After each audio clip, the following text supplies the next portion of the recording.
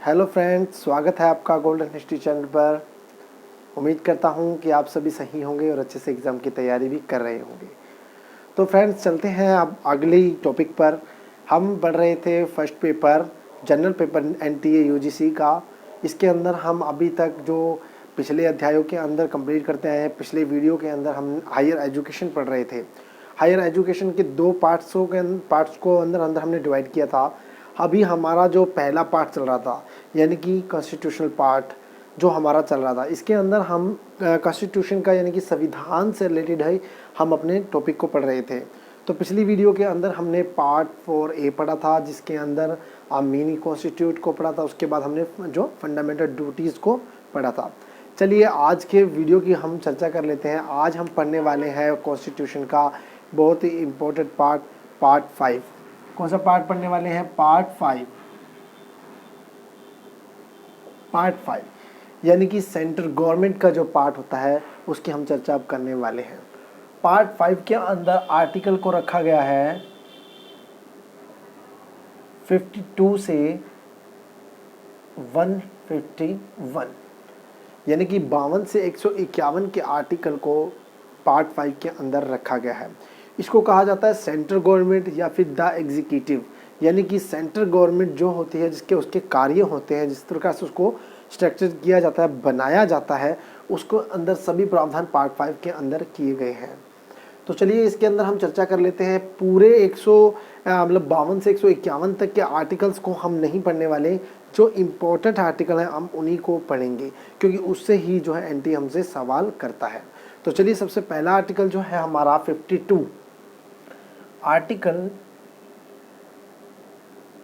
52। Article 52 जो है हमारे भारत का पहला व्यक्ति जो कहलाता है, यानी कि इंडियन प्रेसिडेंट, जो हमारे भारत के राष्ट्रपति होते हैं, वो आते हैं आर्टिकल 52 के अंदर। क्या? प्रेसिडेंट ऑफ इंडिया, जो भारत के राष्ट्रपति होते हैं, प्रेसिडेंट ऑफ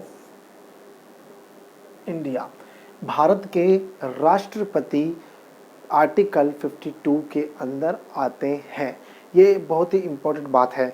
मैं आपको बता दूं कि जो हमारे भारत की अगर स्थिति के अकॉर्डिंग भारत के सबसे पहले व्यक्ति हमारे राष्ट्रपति होते हैं, और जो आम आदमी की जो पोजीशन है, आम आदमी यानी कि मैंगो मैन, यानी कि कॉमन पीपल जो है, वो हमारे संविधान के अकॉर्डिंग 27वें नंबर पर आता है। कौन से नंबर पर? 27 नंबर्स पर आता है। और पहले नंबर पर कौन आता है? हमारे देश के सबसे पहले व्यक्ति, यानी कि हमारे प्रेसिडेंट, यानी कि राष्ट्रपति पहले नंबर पे आते हैं। उसके बाद बात करते हैं आर्टिकल 53 की। आर्टिकल 53 जो है, इसके अंदर बात होती है पावर ऑफ प्रेसिडेंट की। कौन सी? पावर्स ऑफ प्रेसिडेंट, यानी कि राष्ट्रपति की जो शक्तियां होती हैं, राष्ट्रपति की जो शक्तियां होती हैं, राष्ट्रपति की 3 प्रकार की शक्तियां होती हैं। हम इसको आगे पूरा एक्सप्लेन करूंगा। मैं आपको इसको आगे पूरा एक्सप्लेन कर दूंगा, कौन कौन सी शक्तियां होती हैं और किस प्रकार से वो कार्य करता है। क्योंकि राष्ट्रपति की जो पावर्स हैं, इसके भी रिलेटेड एनटीए सवाल पिछले एग्जाम्स के अंदर कर चुका है, और मे भी हो सकता है कि ये सवाल आगे भी पूछे जा सकते हैं। तो जो आर्टिकल 53 है, 53 है, इसके अंदर हमारे प्रेसिडेंट के पावर्स को इंक्लूड किया गया, रखा गया है। उसके बाद आ जाता है आर्टिकल 54। आर्टिकल 54, आर्टिकल 54 के अंदर इलेक्शन ऑफ प्रेसिडेंट। क्या चीज़? इलेक्शन ऑफ प्रेसिडेंट, यानी कि इलेक्शन यानी कि चुनाव, निर्वाचन। जो इलेक्शन है, मतलब कि जो हमारे राष्ट्रपति का चुनावी प्रक्रिया है, चुनावी प्रक्रिया है, यानी कि जो निर्वाचन की जो हमारा निर्वाचन होता है प्रेसिडेंट का, उसको आर्टिकल 54 के अंदर रखा गया है। उसी के द्वारा जो है निर्वाचन किया जाता है। सबसे पहली बात बता दूं कि इन जो इलेक्शन जो होता है राष्ट्रपति का, वो एक अलग तरीके से होता है। ये हमारे आम चुनाव की तरह नहीं होता, ये थोड़ा अलग तरीके से होता है। इसके अंदर जो दोनों सभाएं होती हैं, यानी कि राज्यसभा, लोकसभा और विधानसभा, वो सभी वोट डालते हैं और उसके अंदर AGI जो होता है हमारा, उसका वोट इसके अंदर छुपा होता है। वो सभी चर्चा हम आगे आने वाले अध्यायों में करने वाले हैं। अभी हम बात कर रहे हैं पार्ट 5 की, और इसके अकॉर्डिंग हम बात करने रहे हैं आर्टिकल्स की, किस आर्टिकल के अंदर क्या आता है। तो मैं आने वाले अध्यायों में वीडियो के अंदर मैं आपको बताऊंगा किस प्रकार का जो राष्ट्रपति का चुनाव किया होता है, किस प्रकार से उसकी पावर्स होती हैं, वो सभी हम आगे चर्चा में करने वाले हैं। उसके बाद बात करते हैं हम अपना आर्टिकल 61। मैंने आपको बता दिया है कि हम इम्पोर्टेंट पढ़ने वाले हैं। आर्टिकल जो 51 है बहुत ही इम्पोर्टेंट है। इसको कहा जाता है क्वासी। क्या कहा जाता है? क्वासी। आर्टिकल 61 यानी 61 क्वासी प्रणाली या सिस्टम कहा जाता है। क्वासी यानी कि महाभियोग। राष्ट्रपति को हटाने के लिए, हमारे इंडिया के प्रेसिडेंट को, राष्ट्रपति को हटाने के लिए जो प्रक्रिया की जाती है, उनको हटाने का जो प्रावधान किया जाता है, हटाने के लिए जो सिस्टम प्रणाली का यूज़ किया जाता है, वो आर्टिकल 61 के अंदर आता है, जिसको क्वासी योजना भी कहा जाता है या क्वासी सिस्टम भी कहा जाता है। इससे भी रिलेटेड सवाल एनटीए पूछ चुकी है, तो आपको इस पर भी ध्यान देना है कि आर्टिकल 61 क्या चीज़ होती है, क्वासी प्रणाली, या फिर उसमें कहा भी जा सकता है कि किस आर्टिकल के तहत राष्ट्रपति पर महाभियोग की प्रक्रिया चलाई जाती है, तो वो आर्टिकल 61 है। उसके बाद आ जाता है आर्टिकल 63। आर्टिकल 63, आर्टिकल 63 के अंदर आ जाता है हमारा वाइस प्रेसिडेंट।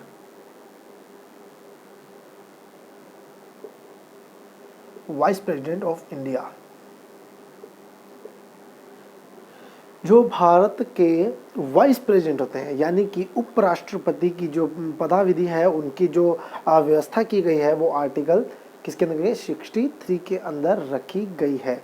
बहुत ही इम्पोर्टेंट है, आपको पता होना चाहिए कि राष्ट्र जो हमारे जो उपराष्ट्रपति हैं वो क्या होते हैं, उनकी कौन कौन सी पावर्स होती हैं, वो कौन से सभा के सभापति होते हैं और उनके क्या क्या कार्य होते हैं, कितना उनका टर्म होता है, कितना उनका काल होता है, वो सभी जो है बहुत ही इम्पोर्टेंट है। इससे भी सवाल आपसे पूछे जा सकते हैं और पूछे गए हैं। तो आपको पता होना चाहिए कि जो उपराष्ट्रपति की जो पदाविधि का प्रावधान जो है आर्टिकल 63 के अंदर जो है संविधान में किया गया है।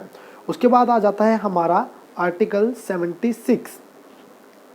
आर्टिकल 76 जो बहुत ही इम्पोर्टेंट है, बहुत ही इम्पोर्टेंट है। इम्पोर्टेंट क्यों है? क्योंकि ये आता है AGI, attorney general of India. Attorney general of India जिसको कहा जाता है महान्यायवादी, यानी कि जो आर्टिकल 76 है, ये हमारे इंडिया के, भारत के अटॉर्नी जनरल क्या कहा जाता है इनको। इसके अंदर क्या होता है कि ये एक महान्यायवादी है। महान्यायवादी है यानी कि एडवोकेट है, मतलब हमारे वकील हैं सेंटर के। और ये सभी जो ये जो है इम्पोर्टेंट है, क्योंकि इनका जो वोट है बहुत ही महत्वपूर्ण रहता है राष्ट्रपति के निर्वाचन के अंदर। चलिए मैं इसकी चर्चा भी आगे आपको बता दूंगा, लेकिन फिर भी थोड़ा सा एक्सप्लेन कर देता हूँ कि जो हमारे AGI हैं, AGI जो राष्ट्रपति के चुनाव के अंदर सबसे पहला जो अपना वोट डालते हैं, और इनका जो वोट होता है वो क्या होता है? छिपा होता है, हिडन होता है, क्योंकि इनका वोट पहले नहीं खोला जाता। लेकिन सबसे पहला वोट कौन डालते हैं? AGI डालते हैं, जो आर्टिकल 76 के अंदर आर्टिकल के अंदर आते हैं, और जो सबसे पहला वोट होता है इनके निर्वाचन में, राष्ट्रपति के निर्वाचन के अंदर।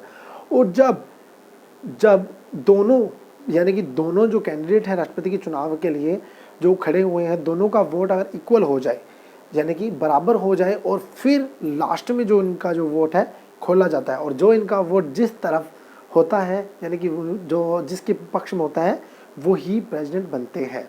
तो इसलिए ये इम्पोर्टेंट होते हैं। क्या? आर्टिकल 76 के अंदर इसका प्रावधान रखा गया है। उसके बाद आ जाता है हमारा 79 से 88। 79 से 88 के अंदर क्या किया गया है? वो किया गया है पार्लियामेंट। पार्लियामेंट का जो प्रावधान है वो 79 से 88 के अंदर रखा गया है। जितने भी कार्य होते हैं पार्लियामेंट के, जितने भी सदस्य विधि है, उनके कार्य हैं, जितना भी कुछ है, जो भी पार्लियामेंट से रिलेटेड, जो संसद से रिलेटेड जो बातें होती हैं दोनों सदनों की, चाहे वो अपर हो या लोअर हो, दोनों हाउस के बारे में जो है 79 से 88 के अंदर इनका प्रावधान किया गया है। किसके अंदर? 79 से 88 के अंदर। वो मैं आपको आगे बढ़ाऊंगा कि दोनों को अच्छे से कितने उनके सदस्य होते हैं, कैसे उनका निर्वाचन होता है, क्या क्या उनकी मंत्री परिषद का क्या चुनाव होता है, किस प्रकार से वो मंत्री बनते हैं, कैसे प्रधानमंत्री चुनाव होता है, सभी की चर्चा मैं आगे आपको आने वाले वीडियो के अंदर आपको मैं बताऊंगा। तो अभी जो बता रहा हूँ वो है 79 से 88 जो है पार्लियामेंट के अंदर जो आर्टिकल्स हैं पार्लियामेंट इसके अंदर आता है। उसके बाद बात करते हैं आर्टिकल 120।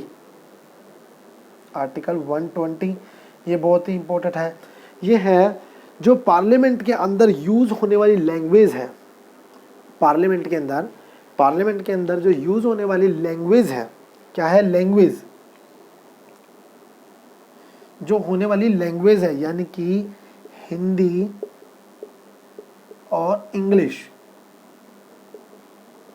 कौन कौन सी? हिंदी और इंग्लिश।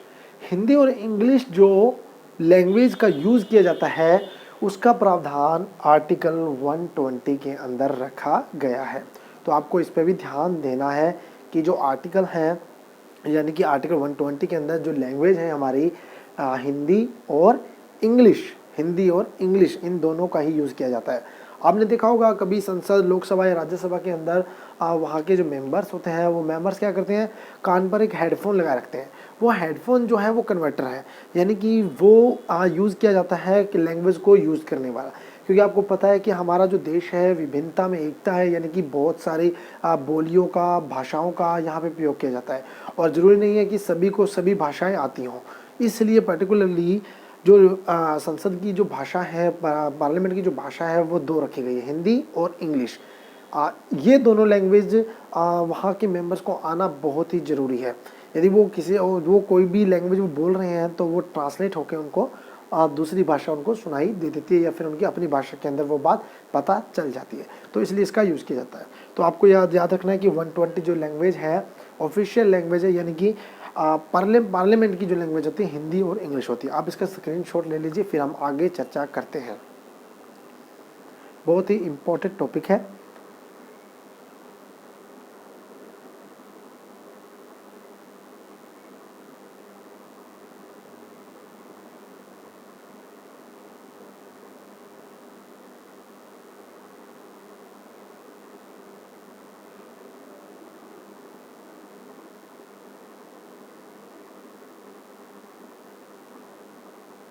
चलिए, उसके बाद ये जो है हमारा सबसे इम्पोर्टेंट पार्ट था, यानी कि इसके अंदर बस इसी से ही रिलेटेड जो है क्वेश्चन पूछे जा सकते हैं, जो कि आर्टिकल 52 से लेकर 151 तक का अध्याय इसके अंदर आता है। उसके बाद इसके अलावा आर्टिकल 124 के अंदर प्रावधान किया गया है सुप्रीम कोर्ट का, यानी कि जो सुप्रीम कोर्ट का जो गठन है, जो प्रावधान किया गया है वो किया गया है 124 के अंदर। किसका? सुप्रीम कोर्ट का। सुप्रीम कोर्ट का जो प्रावधान है वो किस में किया गया है? 124 के अंदर।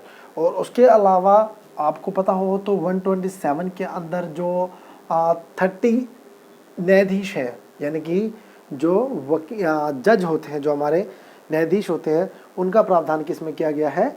वो किया गया है आर्टिकल 127 के अंदर। उसके अलावा एक इम्पोर्टेंट है 148 के अंदर हमारे जो है ऑडिटर जनरल हैं, जो हमने पहले वो एडवोकेट जनरल थे और ये ऑडिटर जनरल है, यानी कि महालेखाकार जो होते हैं भारतीय, वो आर्टिकल 188 के अंदर आते हैं।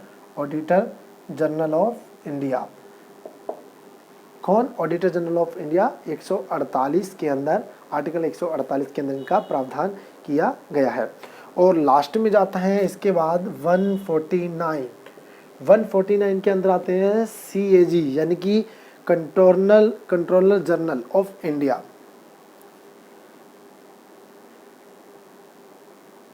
जो कंट्रोलर जनरल होते हैं हमारे, कंट्रोलर जनरल जो कि महालेखा परीक्षक और महालेखाकार, ये दोनों जो होते हैं 148 और 149 के अंदर इसका प्रावधान किया गया है।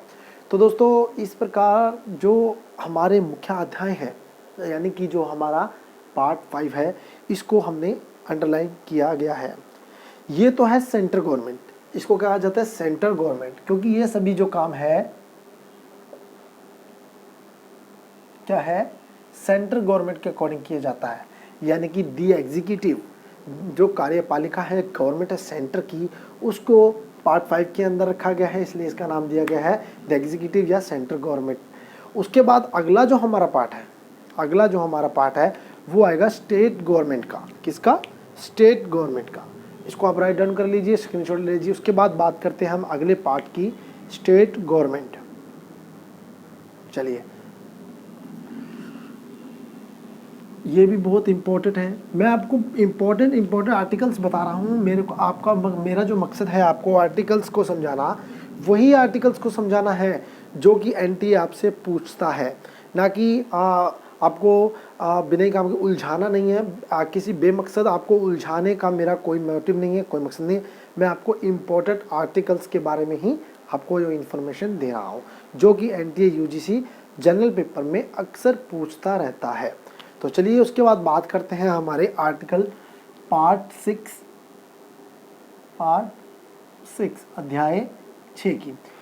सबसे पहले मैंने आपको एक समरी बनवाई थी, एक टेबल बनवाई थी। उस टेबल के अंदर ही मैंने वो सभी आपको बताया था कि किस प्रकार से हम क्या क्या पढ़ने वाले हैं। हम उसी के अकॉर्डिंग ही अपना वीडियो को, जो अपने सिलेबस को आगे बढ़ा रहे हैं। तो आप उस टेबल को भी अच्छे से राइट डाउन कर लीजिए, देख लीजिए, समझ लीजिए, क्योंकि आप जब देखेंगे तो उसके अकॉर्डिंग ही सवालों को पूछा जाता है।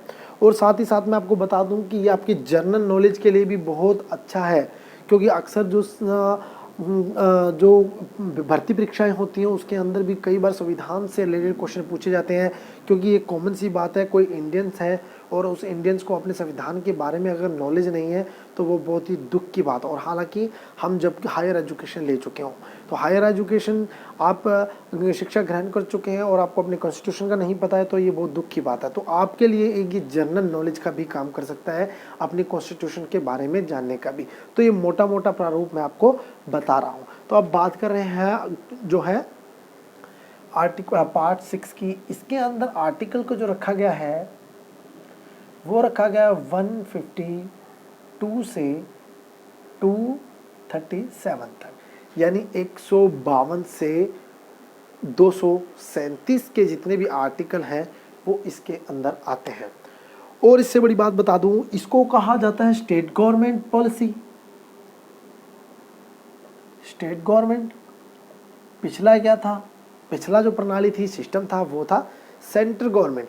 पार्ट जो 6 है इसके अंदर जितने भी आर्टिकल हैं वो सभी स्टेट गवर्नमेंट के लिए ही प्रावधान रखा गया है। तो चलिए बात कर लेते हैं सबसे पहले 152 की, यानी कि 152 की। आर्टिकल 152 जैसे कि हमने 52 पढ़ा था, उसके अंदर क्या था? उसके अंदर 52 था, कौन थे? प्रेसिडेंट ऑफ इंडिया, यानी कि प्रेसिडेंट यानी कि राष्ट्रपति जो थे हमारे भारत के, उनको रखा गया था 52 आर्टिकल के अंदर। और अब जो 152 आर्टिकल हैं वो स्टेट गवर्नमेंट है, आपको मैंने बता दिया। जो हमारा नेशनल लेवल का था, मतलब कि राष्ट्रीय स्तर पे जो था, उनके जो सबसे पहले व्यक्ति कौन कहलाते हैं? राष्ट्रपति। वो राष्ट्रपति थे, मतलब कि 52 आर्टिकल के अंदर। और 152 के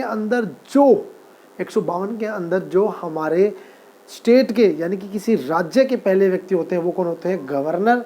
बिल्कुल सही, राज्यपाल। गवर्नर जो होते हैं उसको हम रखते हैं, यानी कि स्टेट जो गवर्नर होते हैं उनका प्रावधान 152 के अंदर किया गया है। गवर्नर ऑफ स्टेट्स,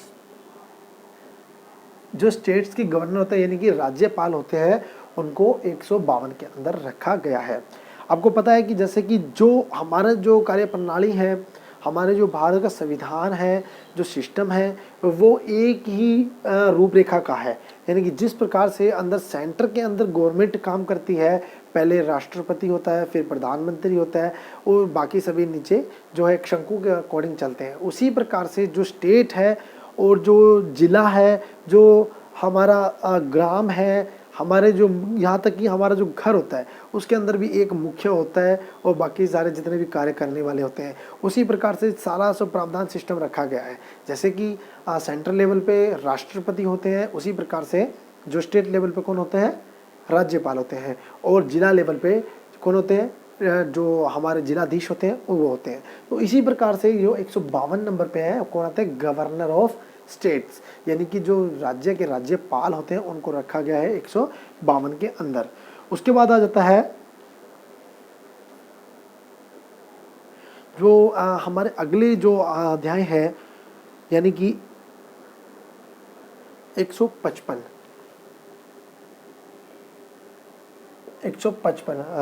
राज्यपाल का जो निर्वाचन होता है या इनको अपॉइंटमेंट किया जाता है। पहली बात बता दूं कि इनका निर्वाचन नहीं किया जाता, इनको अपॉइंट किया जाता है। इनको अपॉइंट किया जाता है यानी इनको नियुक्त किया जाता है। किसके द्वारा? राष्ट्रपति के द्वारा इनको नियुक्त किया जाता है। यानी कि अपॉइंटमेंट ऑफ गवर्नर की जो अपॉइंटमेंटिंग है, अपॉइंटमेंट ऑफ गवर्नर, जो राज्यपाल की नियुक्ति है वो राष्ट्रपति द्वारा की जाती है। किसके द्वारा की जाती है? राष्ट्रपति द्वारा की जाती है, जो कि उसकी एक पावर है, जो कि बहुत ही इंपॉर्टेंट बात आपको पता होना चाहिए कि राज्यपाल जब तक विराजमान रहते हैं जब तक कि राष्ट्रपति चाहते हैं। तो ये चीज़ आपको ध्यान में रखना चाहिए। अच्छा, उसके बाद बात करते हैं 164 जो होते हैं हमारे, जिस प्रकार से सेंट्रल गवर्नमेंट के अंदर प्रधानमंत्री होते हैं यानी कि कौन होते हैं, पीएम होते हैं, प्रेसिडेंट, हमारे जो प्राइम मिनिस्टर होते हैं, उसी प्रकार से हमारे सीएम होते हैं। कौन होते हैं? सीएम, चीफ मिनिस्टर होते हैं, जिनको हमारा जो संविधान के अंदर आर्टिकल 64 के अंदर प्रावधान किया गया है। उसके बाद अगला जो आ जाता है हमारा 165 यानी कि AGS, attorney general of state, यानी कि जो अटॉर्नी जनरल स्टेट जो कि हमारे सेंटर के अंदर व्यवस्थित थे उसी प्रकार से हमारे स्टेट के अंदर व्यवस्थित है। यानी कि मैंने आपको पहले बता दिया कि सेम प्रणाली है, सेंटर की जो प्रणाली है वही स्टेट की है, वही किसकी, डिस्ट्रिक्ट की है। उसी हर पहलू पर जो है सेम स्थिति पर चलती जाती है। उसी प्रकार 165 के अंदर AGS है, यानी कि अटॉर्नी जनरल ऑफ स्टेट। वो कौन थे? अटॉर्नी जनरल ऑफ इंडिया थे, एडवोकेट जनरल ऑफ इंडिया थे, कंट्रोलर जनरल ऑफ इंडिया थे। इसी प्रकार से यहाँ पर भी स्टेट के अंदर भी अटॉर्नी जनरल हैं, एडवोकेट जनरल हैं और कंट्रोलर जनरल हैं, और इसी प्रकार से सारे जो है रखे प्रावधान किया गया है। उसके बाद आ जाता है 188 ज़्यादा इम्पोर्टेंट नहीं है क्योंकि इससे सवाल पूछा भी जा सकता है, नहीं भी पूछा जा सकता, लेकिन आपको इसके बारे में नॉलेज होनी जरूरी है। ये होती है ओथ ऑफ मेंबर्स, यानी कि सभी मेंबर्स को शपथ दिलाने की जो प्रक्रिया है, शपथ दिलाने की जो प्रक्रिया है वो किस में रखी गई है? आर्टिकल 88 के अंदर प्रावधान किया गया है। तो आपको ये पता होना चाहिए कि जितने भी ये ओथ की प्रक्रिया है वो सभी को दिलाई जाती है। ऐसा नहीं है कि आप मिनिस्टर को, पीएम है उनको खाली पीएम को शपथ दिलवा दी तो पूरे मंत्रिपरिषद को शपथ दिलवा दी गई, ऐसा नहीं है। सभी जितने भी मिनिस्टर्स होते हैं, सभी को मेंबर्स होते हैं, उनको सभी को एक साथ जो है ओथ दिलवाई जाती है, शपथ दिलवाई जाती है, ये प्रावधान किया जाता है। चलिए, उसके बाद अगला जो आता है वो आता है हमारा 216 यानी कि 216, आर्टिकल 216 के अंदर प्रावधान किया गया है एचसी का। एचसी यानी कि हाई कोर्ट का प्रावधान किया गया है। जैसे कि सुप्रीम कोर्ट का सेंट्रल गवर्नमेंट में किया गया था, उसी प्रकार से स्टेट गवर्नमेंट के अंदर भी हाई कोर्ट का प्रावधान किया गया है 216 के अंदर। ये बहुत ही ज़्यादा इम्पोर्टेंट है। उसके बाद आ जाता है 231, ये भी हाई कोर्ट का स्टैब्लिश्ड है, लेकिन हाई कोर्ट तो इसके अंदर भी हो गया, 216 के अंदर भी हो गया, तो 231 के अंदर कैसा हाई कोर्ट है? जैसे कि दो कंट्रीज दो जो स्टेट हैं उनका एक साथ, यानी कि दो या दो से अधिक स्टेट्स जो हैं उनका एक हाई कोर्ट, जैसे कि चंडीगढ़ और हरियाणा का जो पंजाब और हरियाणा का जो हाई कोर्ट है वो चंडीगढ़ के अंदर है, यानी कि दो स्टेट का एक हाई कोर्ट। इसका जो प्रावधान है वो किस में किया गया है, आर्टिकल 231 का। दो या दो से अधिक वाले जो हाई कोर्ट जो स्टेट होते हैं उनके जो हाई कोर्ट होते हैं वो क्या कहलाते हैं, हाई कोर्ट जो किस में आते हैं वो आर्टिकल 231 के अंदर उसका प्रावधान किया गया है। और उसके बाद आ जाता है हमारा लास्टवा जो बहुत इम्पोर्टेंट है, वो आ जाता है हमारा न्यायाधीश, यानी कि जो न्यायाधीश नहीं, 233 यानी कि डीएम, यानी कि डिस्ट्रिक्ट मजिस्ट्रेट, यानी कि जिला न्यायाधीश। जिला न्यायाधीश का जो प्रावधान जो किया गया है वो किस में किया गया है, 233 के अकॉर्डिंग किया गया है। कौन, डिस्ट्रिक्ट मजिस्ट्रेट। तो इस प्रकार से जो हमारा 237 का तक के जितने भी आर्टिकल को जो रखा गया है वो प्रावधान जो किया गया है पार्ट 6 के अंदर, वो जो है हमारे ये ही बस इम्पोर्टेंट है। हमें सारे नहीं पढ़ने, सारे हमारे काम के नहीं हैं। जनरल नॉलेज के लिए आप अपने खुद के लिए पढ़ सकते हैं, लेकिन जो इम्पोर्टेंट जो है पार्ट्स के अंदर जितने भी आर्टिकल्स हैं वो मैंने आपको बता दिए हैं। इसके अलावा कोई खास नहीं है, सभी यही हैं और इससे ही रिलेटेड क्वेश्चन पूछे जाते हैं, क्योंकि एनटीए जो है वो दोस्तों सिर्फ एजुकेशन से ही रिलेटेड को जो है पार्ट्स को पूछता है। कई बार आपकी जनरल नॉलेज को चेक करने के लिए भी एनटीए यूजीसी आपसे क्वेश्चन कर सकता है वर्बली, या फिर जो क्वेश्चन होते हैं हमारे जैसे हाई कोर्ट से है, ये सभी जो है एजुकेशन से रिलेटेड है, तो ये इससे सवाल पूछने की उम्मीद है। इसके अलावा और जो है सवाल नहीं पूछे जाते हैं, क्योंकि मैंने आपको बताया है शुरू से ही कि ये करंट अफेयर का टॉपिक है, यानी कि जो करंट के अंदर चल रहा है, क्या इसके अंदर बदलाव हुए हैं, क्या नया प्रावधान जोड़ा गया है, इन सभी को कारण इसका जो ये टॉपिक है ज़्यादा इम्पोर्टेंट है, ज़्यादा महत्वपूर्ण है, इसलिए इसको ज़्यादा देखना ज़रूरी है। तो दोस्तों आज के जो वीडियो के अंदर हमने दो पार्ट्स को कवर किया, पार्ट 5 जो हमारा सेंट्रल गवर्नमेंट है और पार्ट 6 जो हमारा स्टेट गवर्नमेंट है। इन दोनों के अंदर जितने भी आर्टिकल थे, इम्पोर्टेंट आर्टिकल्स थे, उनको हमने पढ़ा और उसके अंदर क्या क्या प्रावधान है उनको हमने जाना। तो दोस्तों इसको ही हमने इस तरीके से ही हमने कवर करते हुए इसको आगे चलना है और ध्यान देना है किस प्रकार से इसके अंदर क्या क्या प्रावधान किए गए हैं और क्या क्या इसके अंदर इम्पोर्टेंट है। दोस्तों ये एक जनरल नॉलेज भी है, आपके लिए इम्पोर्टेंट भी है, क्योंकि इसके अंदर कोई और भी भर्ती परीक्षा आप देते हैं या किसी और कोई एग्ज़ाम दे रहे हैं, किसी भी लेवल का एग्ज़ाम दे रहे हैं, तो कॉन्स्टिट्यूशन से जो जनरल टॉपिक होता है उसके अंदर ये कॉन्स्टिट्यूशन से जो क्वेश्चन किए जा सकते हैं, तो उसके लिए भी आपके लिए बहुत ही इम्पोर्टेंट है, तो आप इसको पढ़ते रहिए। तो दोस्तों उम्मीद करता हूँ कि ये आपको वीडियो पसंद आया होगा और इसको जितना हो सके अपने फ्रेंड्स को दोस्तों इसको शेयर कीजिए और उसको लाइक कीजिए। और आप मेरे चैनल पर नए हैं तो बिल्कुल सब्सक्राइब कर दीजिए और अपने दोस्त जो नए जो आपके फ्रेंड्स हैं, जितने भी आपके सर्कल के अंदर साथी हैं जो यूजीसी की तैयारी कर रहे हैं, तो यूजीसी एनटीए की तैयारी कर रहे हैं, नेट की तैयारी कर रहे हैं, जो जेआरएफ करना चाहते हैं, उनको ये जो मेरा जो चैनल है उनको सजेस्ट करिए, उनको शेयर कीजिए और ज़्यादा से ज़्यादा वीडियो को आगे से आगे बढ़ाइए, ताकि दोस्तों मुझे भी लगे कि मेरा जो पढ़ाना है वो कहीं ना कहीं सक्सेस हो रहा है। मैं किस प्रकार से, अगर आप मुझे फीडबैक नहीं